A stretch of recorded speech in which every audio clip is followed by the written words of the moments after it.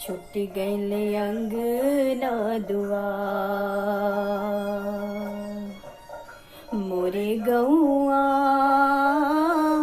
छुट गइले अंगना दुआर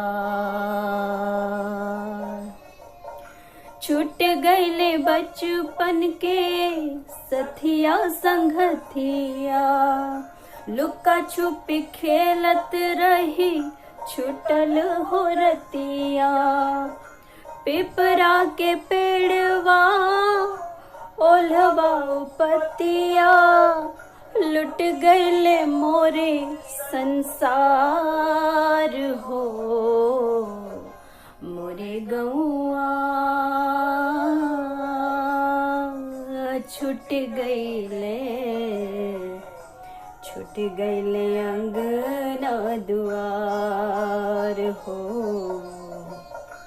मोरे गौआ छूट गइले अंगना दुआर छूट गइले अंगना दुआर हो।